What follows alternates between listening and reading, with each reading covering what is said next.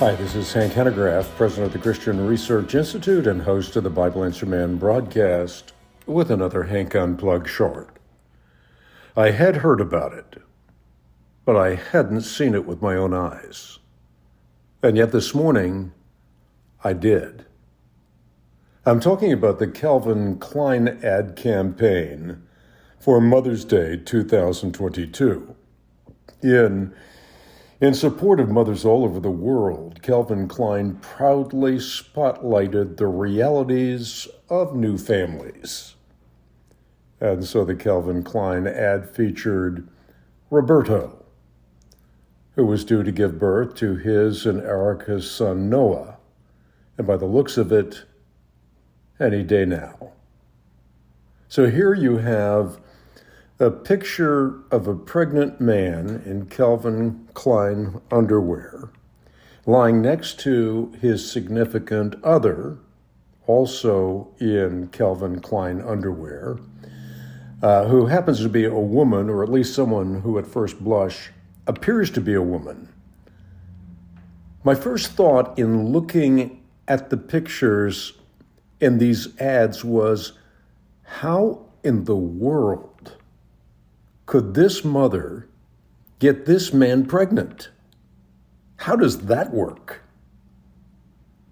Well, the reality is, of course, it doesn't. So Roberto, a biological woman who was transfigured into the appearance of a man, must have gotten pregnant through some type of extraordinary measure. Now, one thing that Roberto could not do, of course, is breastfeed their forthcoming infant.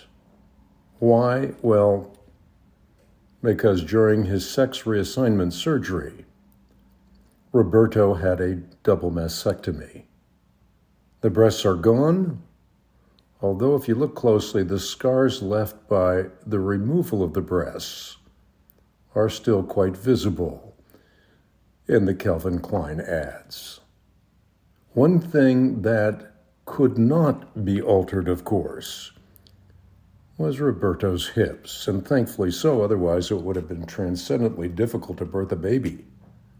What Calvin Klein must surely know is that sex refers to biology.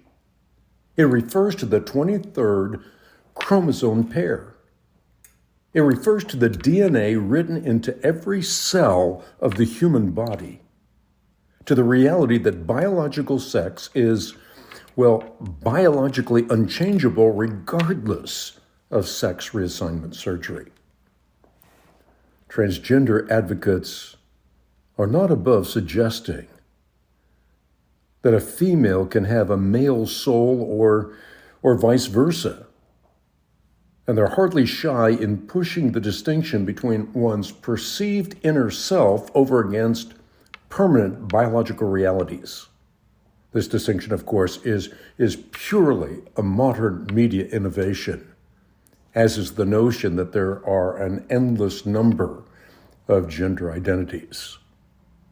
Now, the hate, and I'd have to call it hate, the hate expressed towards those who object on the basis of biological realities is palpable. Doctors and academics have found out firsthand. If they don't go along with the ruse, they are in danger of losing reputation as well as their job security. The vilification is virulent. They're pressured by linguistic traps, and then, of course, bullied into using preferred pronouns. One thing is inviolate.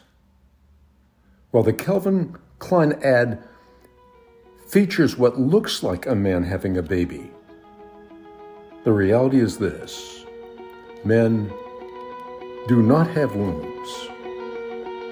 Only mothers do. Thanks for tuning in.